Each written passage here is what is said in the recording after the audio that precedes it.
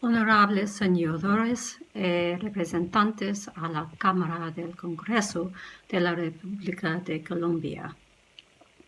My name is Baronesa Sheehan and I'm a member of the UK House of Lords. I've been asked to give some thoughts about fracking as Colombia is on the cusp of taking a momentous decision, one that will affect her and her people for decades, maybe even generations. I'm going to restrict my remarks to the UK and international experiences, as I know that people far better qualified than me will address reasons why fracking in Colombia should not go ahead and address the local economic and fiscal arguments. I'm going to start by saying that I am the author of a private member's bill that I introduced into the House of Lords on the 17th of January last year. By necessity, progress since then has been slow because not only have we, like you, suffered from COVID-19 pandemic and its restrictions, but we have also been coping with, in my view, the self-inflicted impediment of Brexit. The title of my bill is the Petroleum Amendment Bill 2019, and its aim is to prohibit licensing to search and bore for petroleum and onshore hydraulic fracturing activities. Therefore, in essence, it seeks to ban the issuing of new licenses to extract fossil fuels from the ground. And why do I think this is an important issue? For the simple reason that if we continue with business as usual, we are heading for 3 degrees of warming by the end of the century, the consequences of which would be catastrophic for our people and planet. But we do have choices. There are alternative sources of energy that we can harness. Clean energy that will not poison our soil, that will not pollute our air and water, and that will not make us sick. Therefore, my bill also provides for the UK's Oil and Gas Authority to produce strategies which include the phasing out of the extraction and use of existing petroleum and to put in place transitional planning towards renewable energies so that we protect livelihoods and plan ahead for future jobs in modern, clean technologies. I'd now like to directly address the recent history of fracking in the UK. The news is good.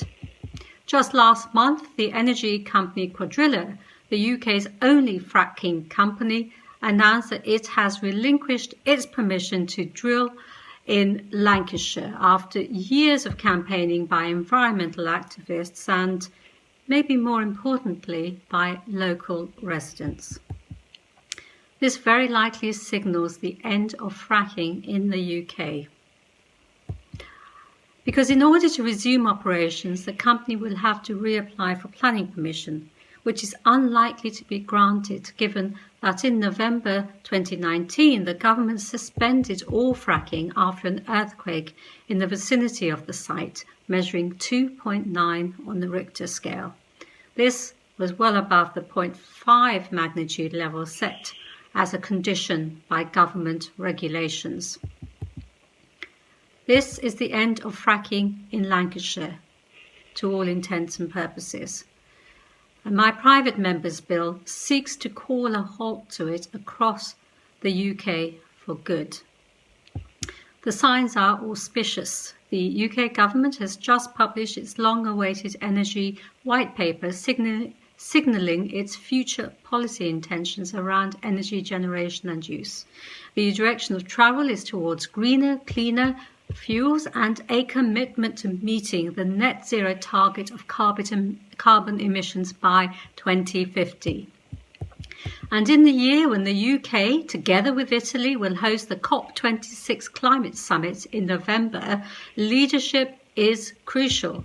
The evidence is that irreversible climate change is gathering pace. And I passionately believe in what the science is telling us. And the science tells us we must act now. The 2015 Paris Agreement, COP21, sets out a target of 1.5 degrees of warming compared to pre-industrial levels.